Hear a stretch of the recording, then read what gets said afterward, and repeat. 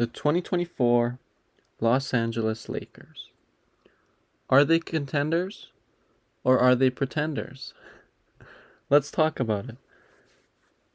Last season, the Lakers made a very quick turnaround after acquiring players D'Angelo Russell, Rui Hachimura, and Jared Vanderbilt at the trade deadline.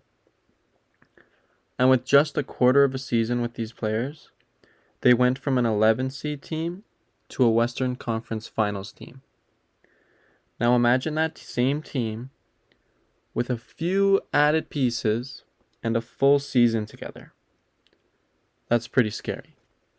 Now looking at this season, here's what I believe needs to happen in order for the Lakers to be legit contenders. Before we get into it, if you enjoyed the video, please leave a like as it helps out a lot, and consider subscribing. Now the most important thing for the Lakers is health. Both LeBron and Anthony Davis need to be at 100% when the playoffs hit in order for this team to have any success. I'm expecting to see a bit of a decline from LeBron this season, as last postseason we saw how much that put on his body. However, he does have more solid/elite role players playing alongside him, which will take some pressure off him, as well as allow him to play as a pass-first player, which we saw in 2020 when they made a championship run.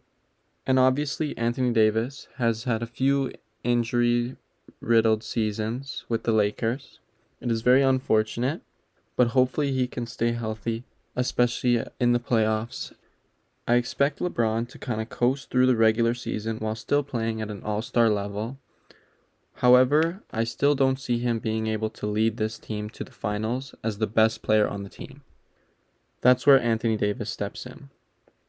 AD needs to be the best player on this team, especially in the playoffs, on both ends of the floor, not just offense but defense. If Anthony Davis plays at an MVP level, this team is very scary. And if he can play at an MVP level, or even an all-NBA level, while also playing at a Defensive Player of the Year level, then this team is legit contenders. This team needs to be a top defense to be legit contender. Considering most championships over the last 25 years were almost all top 5 to top 10 defenses, the Lakers must be up there this season. Obviously, with Anthony Davis anchoring the paint and the team defense, this goal is very realistic. And with the help of Jared Vanderbilt on the perimeter, these two players can lead them to a top defense. However, an elite defense can't be 100% effective with just two players. They need an elite team defense, which means everyone has to contribute on both ends of the floor, especially in the playoffs. They need to play elite team defense and do their best to hide liabilities such as D'Angelo Russell or Austin Reeves. Despite some small defensive liabilities, this team brought in multiple 3-and-D players, which is exactly what they needed. They brought in players like Taurean Prince, Cam Reddish, and Gabe Vincent, who was a huge part of Miami's finals run last season, and will be a huge addition to this Lakers bench. Adding players like this to the rotation is huge for the Lakers. They've been really needing 3-and-D players to play alongside Bron and Davis, and now they have it. And just a few days ago, they signed Christian Wood, who will be a huge part of LA's front court, with minutes alongside Anthony Davis, as well as without him. Having a season with these players to build team chemistry and continuity is scary for the rest of the league. And now we'll talk about the most important part of the season, the playoffs. In the West, the Lakers can have some problems from the Warriors, the Suns, and maybe the Clippers and Mavericks as well. The Grizzlies, the Kings, and the Pelicans, in my opinion, are still too young, although they could be very interesting matchups or series. Now, the Mavericks and Clippers could definitely go either way if the Clippers and Mavericks show up, and I mean play better basketball than we've seen from them recently.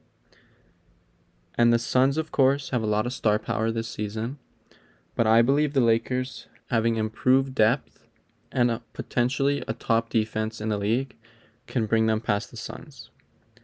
Now the Warriors, I believe, are too small for the Lakers, as we saw this last postseason, with only Draymond Green and Kevon Looney being their competent centers. They brought in Dario Saric, who is not bad at all, but I think they need a little bit more of a force to slow down Anthony Davis, especially if he plays minutes at the 4 alongside Christian Wood or Jackson Hayes. And now the Lakers' biggest test will be the Denver Nuggets, who just swept them in last year's Western Conference Finals. In order to beat the Nuggets, I believe the Lakers must have a top defense, as I've stated multiple times. I think that is very important, as well as their whole team needs to play very well in order to get past the Nuggets, who are a very complete squad, who play great team basketball. The Lakers have to play great team basketball as well, at just a slightly higher level. Now, the Nuggets did lose a few pieces over the offseason. However, their starting 5 remain the same, and they still have a few competent players off the bench. So that would be a very interesting series to watch. I'm hoping we get a rematch because it'll be quite a good series. And now, let's say hypothetically the Lakers make it to the finals. There are a few potential matchups they could meet. The Cavs, the Knicks, and the Hawks, and maybe the 76ers are very unexpected, but I thought I'd just mention them. I think the Lakers could handle these teams, but I also don't see these teams making the finals. Now, the top 3 teams I have coming out of the East are the Bucks, the Celtics, and the Heat. For the Bucks, the size could be a lot for Anthony Davis, especially Brook Lopez and Giannis on the floor at the same time.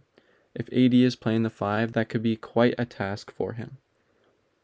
And then the Celtics, having a 5-out offense with Porzingis at the 5 or Al Horford at the 5 spacing the floor, helps slow down Anthony Davis's defense. Pulling him outside of the paint will force the Lakers' perimeter defenders to play at even more of an elite level to stop this Celtics team.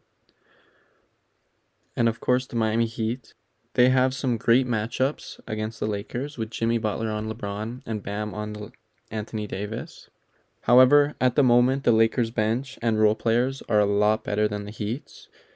If the Heat can manage to get Damian Lillard this season, he could be the X factor in that series, considering he is a much better player than D'Angelo Russell. And their big 3 could outmatch the Lakers' big 3.